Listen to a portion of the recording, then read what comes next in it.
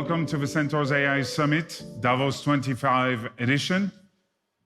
It is my great pleasure to welcome to this stage Professor Karl Friston, Chief Scientist at Verses.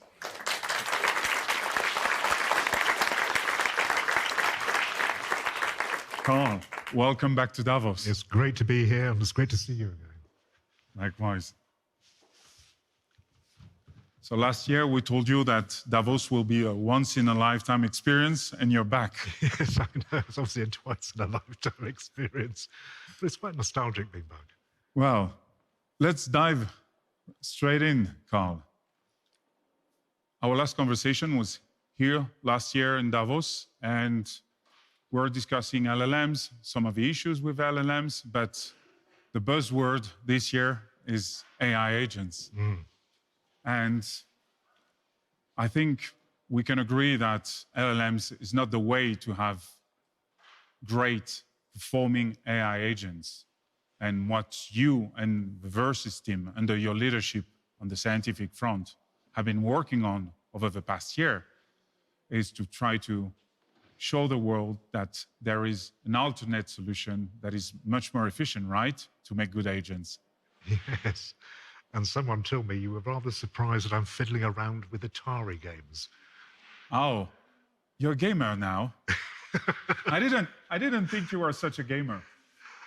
And precisely because of that agentic theme, which was fully unpacked in our conversations last year, I think that is why I'm a gamer now, in the sense that things like Atari represent a legacy kind of benchmark. In computer science. In computer science. Not only in gaming. But maybe before we dive in the Atari game, you can give us an update of where you guys have been headed in terms of R&D and on scientific research. So the past year has been focusing on two fundamental ways of creating intelligent agents. So again, sort of featuring agency as a sort of central ambition, making them smart and cheap and efficient and thereby sustainable. Two approaches. One is to start off with an informed world model, generative model, that is principled and incorporates all your prior beliefs about what this agent should do. So we're talking about agents that incorporate beliefs. Oh, yes. Oh, yes. Oh, you should see his look. You should see his look. How do you incorporate beliefs? You first of all take the semantic beliefs, and then you read that formally or mathematically as a Bayesian belief, which means it's now a conditional probability distribution.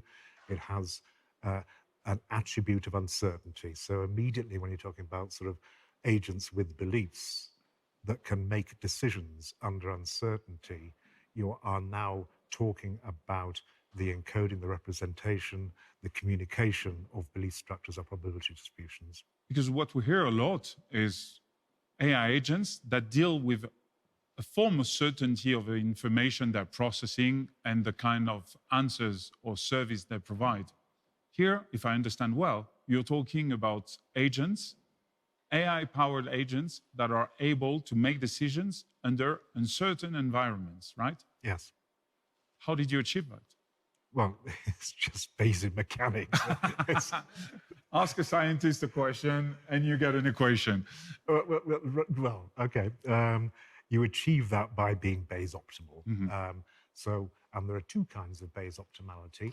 One kind is the sort of Bayes optimality you'll find in Bayesian decision theory. So it's the kind that people, financial decisions or even decisions about who to date or what to eat, which restaurant to go to, all appeal or aim at this kind of Bayes optimality. So you've got a specification of the kind of outcomes that you would anticipate given the kind of thing you are. If you're a financier, you might want to be very rich. If you have a particular predilection for certain foods, you would choose this kind of, and you would be surprised otherwise. So you write down an objective function that basically takes the average reward or cost or violation of your constraints. But that's where you, being, he's too humble to say, but we need to remind that Karl is the most cited neuroscientist. Your background in neuroscience, understanding how rewards operate in decision-making system, Yeah. interact with uncertainty. And this is what you've been able to model and to put in the product, right? Absolutely. Yeah. And there is also something that is really in every conversation on AI this year in Davos is the environmental impact of LLMs, of large models, the fact that they require a lot of compute. By requiring a lot of compute, they require a lot of energy, and they have a lot of, negative environmental impact. Yeah. And from what I understand, you guys have a breakthrough where what you're able to achieve by augmenting the performance and having optimal agents, you can achieve it with less processing, right? Absolutely. And that's one of the cornerstones of this ambition, to sort of socialize this kind of approach to intelligence, possibly artificial intelligence or machine learning. So that efficiency you're talking about comes hand in hand with this kind of Bayes optimality. So if you indulge me being a scientist again, we're just applying the principle of least action, where action is energy times time. So if you do it in the optimal way, a la Bayes, in terms of not just making the right decisions, but also getting the right data to resolve uncertainty given your current beliefs. So there's an epistemic aspect of being Bayes optimal as well. But if you do it right, you pursue the path of least action, the path of least effort, and that's also thermodynamically the most efficient way of doing it. It cannot be done any more efficiently. So from the point of view of sustainability, what you save in terms of being informationally optimal, being optimally intelligent in this formal sense, means that you are doing it in the most sustainable way from the point of view of energy expenditure, or indeed spending dollars. Now, this is the scientific explanation, but we're at the World Economic Forum, where not everybody is familiar with thermodynamics. If you were to explain this concept, what you just told me, to a very young kid, in which words would you explain the way that your AI is able to achieve what no one else is achieving, according to your findings, with a minimal cost on the energy front? Yes. I probably wouldn't. I'd ask you to talk to the... You're much better at this than I am. So put simply, what that means is that it costs a certain amount of energy and money to change your mind, technically to change information that is encoded in a machine or in your head. That means there is, in principle, the most efficient way of doing it. That is the principle that we want to apply, and we want to write that down in software.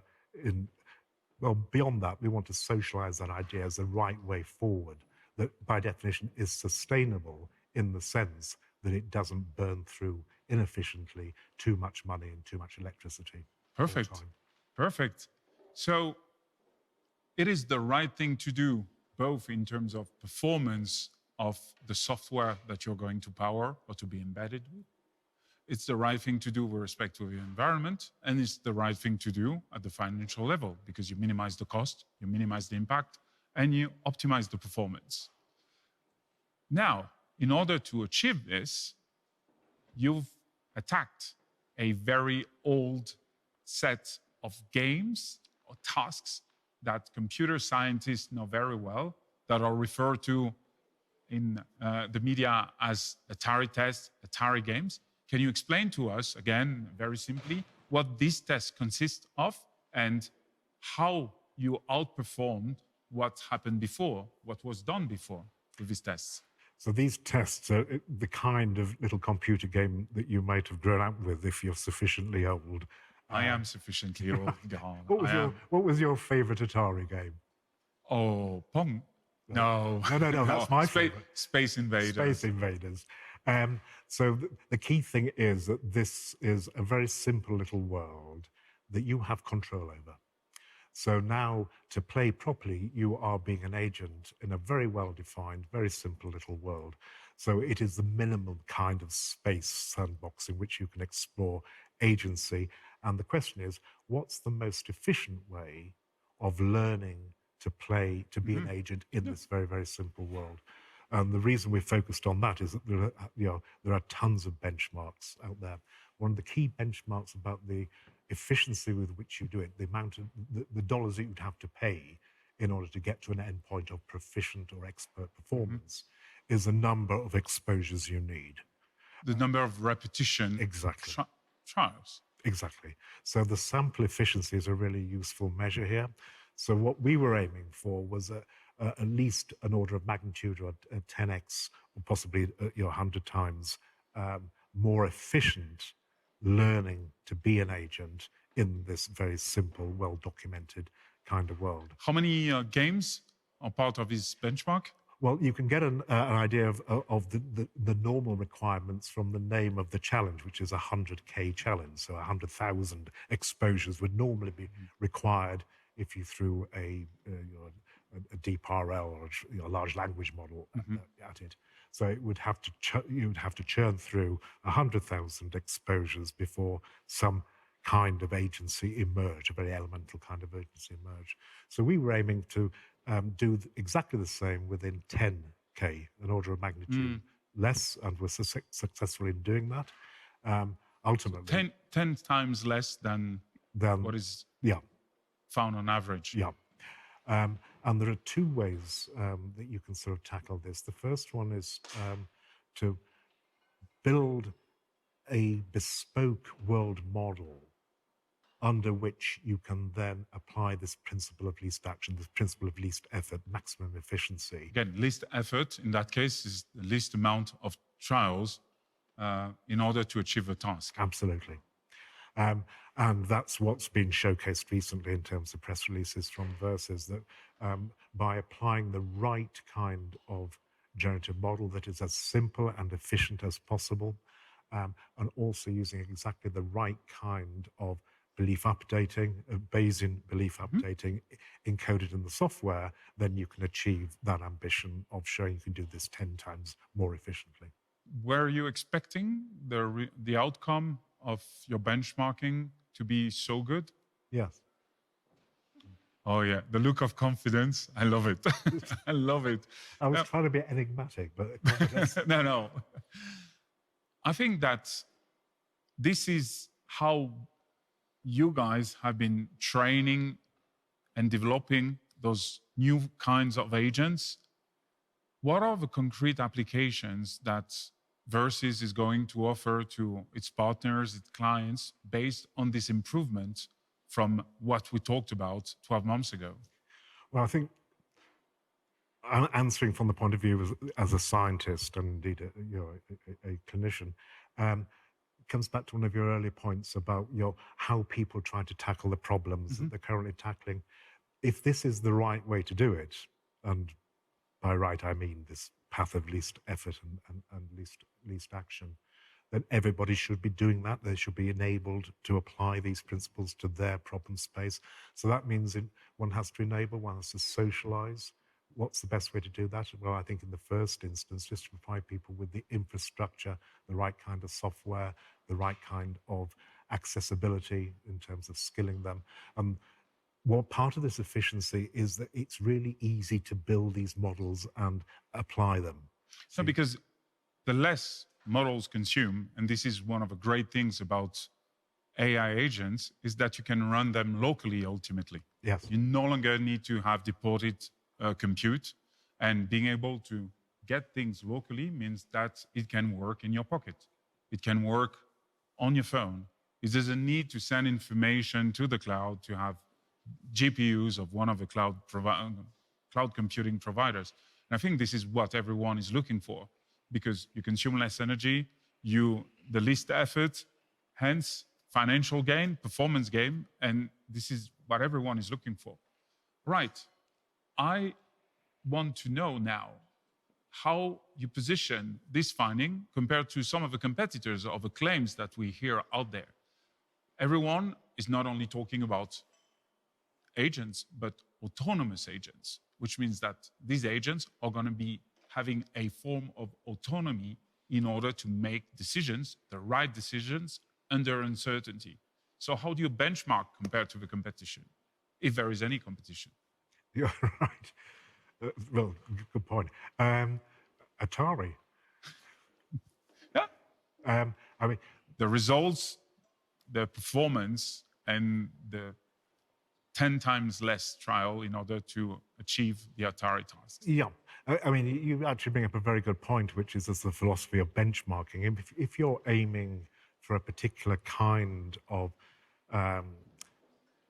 intelligence, and we are aiming for a natural intelligence that is sustainable and is predicated on a first principle account of intelligent behavior, sentient behavior, active inference, all the words of the same kind of agency that we're aspiring to, then you would have in mind a very different set of benchmarks than that which have been designed to test deep reinforcement learning or transformer architectures or large language models. So, I said tongue-in-cheek Atari. It's a pathetic benchmark, but it's what people have derived. It's pathetic because it doesn't have the second aspect of this optimality, this efficiency, which we began with, which is it's not good enough just to be Bayes optimal in a Bayesian decision theory setting. You also have to imbue your agent with the principles of optimum Bayesian design. You have to enable it as an agent. Well, give agency to the model in order to be able to have a form of autonomy. Of an epistemic sort, smart data gathering. So that's an important point just in terms of the efficiency, because if you design one of these truly intelligent agents, it will know what kind of data is best suited to resolve its uncertainty, given it has beliefs. That is what is lacking in current, say, large language models. Large language models do not know what they don't know. How do you solve that? Well, you say, okay, it's not an agent in any authentic sense. We just give it everything. Okay. For people who did not study neuroscience and discovered you through your work with verses, you're famous for one quote. Deep learning is rubbish. Yeah, but How do you stand on that one? You elicited that as what you said that's what the crowds want, and I just delivered courteously. Because you're very courteous. No, but listen, on a more serious note, during this summit, I was lucky enough to interact with you, to interact with Peter Lee, who leads Microsoft research, Yann Lequin, who leads research at Meta, and they all mentioned that it is getting more and more difficult to get people who are scientists work on fundamental research, that the new scientists are very much inclined to want to work on successful products. And a lot of your alumni are working at Google, DeepMind, the big tech.